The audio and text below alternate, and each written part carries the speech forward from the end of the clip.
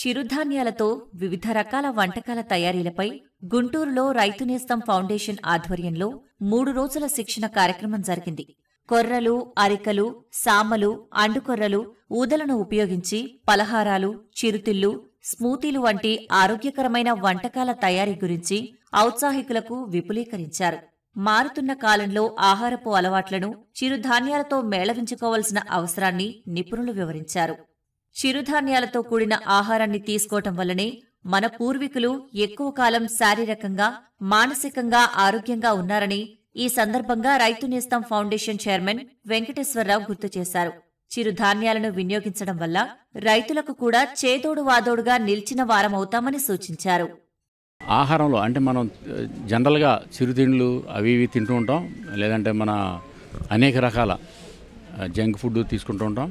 అవి కాకుండా మిల్లెట్స్ తోటి, చిరుధాన్యాలతోటి మనం కాఫీలు, టీలు వదిలేసి మనం ఏ విధంగా జ్యూస్ కానీ లేదంటే ఫుడ్డీలు కానీ అట్లా ఏ విధంగా తయారు చేసుకోవచ్చో ఇక్కడ ప్రత్యక్షంగా చేసి చూపించడం జరిగింది.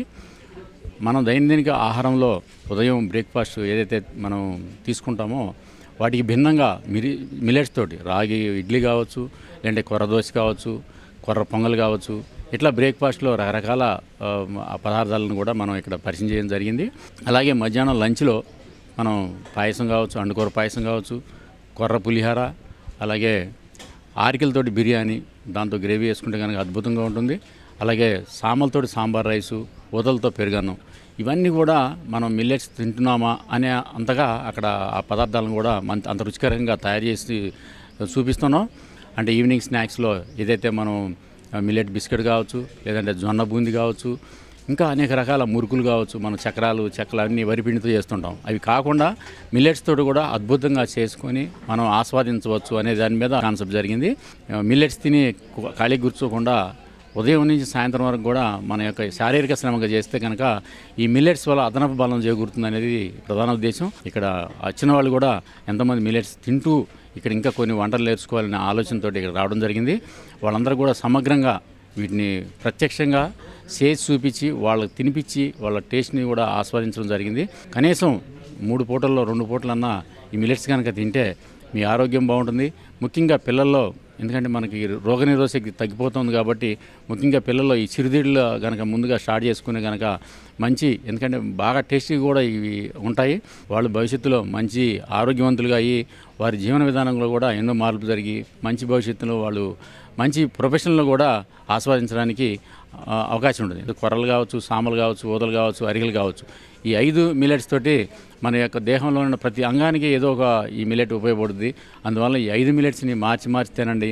దాంతోపాటు రైతులకు కూడా మంచి ఉపయోగంగా ఉంటుంది. ఎందుకంటే ఒక అదనపు ఆదాయంగా, ఎందుకంటే ఏదైతే మెయిన్ క్రాప్ వేస్తారో ఆ క్రాప్కు ముందు ఈ మిల్లెట్స్ క్రాప్ కనుక వేసినట్లయితే వారి కనీసం ఎకరానికి 25,000 రూపాయలు అదనంగా లభించే అవకాశం. ఎందుకంటే 3 నెలల పంట కాబట్టి ఈ అదనపు ఆదాయానికి మీరు కూడా తోడ్పడతారు. మీ ఆరోగ్యంతో పాటు రైతుకి ఆర్థికంగా మీరు అందరూ తోడ్పడతారు కాబట్టి ఈ మిల్లెట్స్ తినమని చెప్పి ప్రచారం చేస్తున్నాం. ఎందుకంటే మిల్లెట్స్ ఎక్కువగా గ్రో చేస్తే కనుక రేట్లు కూడా తక్కువ ఉండే అవకాశం ఉంది. ఎందుకంటే మనకి డిమాండ్ తక్కువ ఉంది కాబట్టి రైతులు కూడా ముందుకు రావట్లేదు.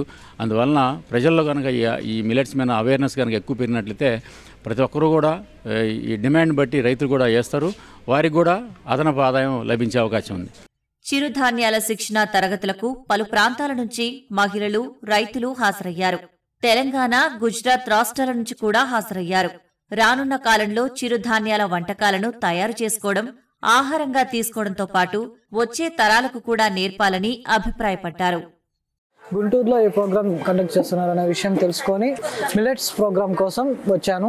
ఇక్కడ ఒక మనిషి ప్రస్తుత ఆధునిక ప్రపంచంలో ఆహారపరంగా ఎదుర్కొంటున్న పరిస్థితుల్లో ఎలాంటి ఫుడ్ తీసుకోవాలా, ఎలాంటి ఫుడ్ తీసుకుంటే ఆరోగ్యవంతుడుగా ఉంటాడనే విషయాన్ని తెలుసుకోవడంలో ఈ మిల్లెట్స్ ప్రోగ్రాం మాకు ఎంతగానో సహాయ సహకారాలని అందించారు. ఇక్కడ ఆ మిల్లెట్స్ ఎలా పండిస్తారు, అలాగే ఎలా వంటలు చేసుకోవచ్చు అనే విధానాన్ని చేశారు. ఆ మిల్లెట్స్ ఫుడ్ తీసుకుంటే ఎలా హెల్దీగా ఉండొచ్చు, జీర్ణ వ్యవస్థ మీద అది మిల్లెట్స్ ఎంతవరకు ప్రభావాన్ని చూపిస్తుంది అనే విషయం, మనిషిని ఎలా హెల్దీగాను ఎక్కువ ఆయు ప్రమాణాన్ని పెంచేదానంలో ఈ మిల్లెట్స్ ఉపయోగపడతాయని మేము తెలుసుకున్నాము. यहाँ पे मैं रायतू जो फाउंडेशन है वहाँ मिलेट्स के ऊपर बहुत सारी वैरायटी बनाने का सीखने को आया हूँ। तो मिलेट्स पे मैं फार्मिंग भी करना चाहता हूँ और मिलेट्स का प्रचार भी करना चाहता हूँ। मेरे को यहाँ बहुत अच्छा लगा। यहाँ 3 दिन का मेरा शिविर के अंदर बहुत अच्छे से हमको रखा है, खाना वगैरह बहुत अच्छे से मिला है और बहुत अच्छा ट्रेनिंग मिला है।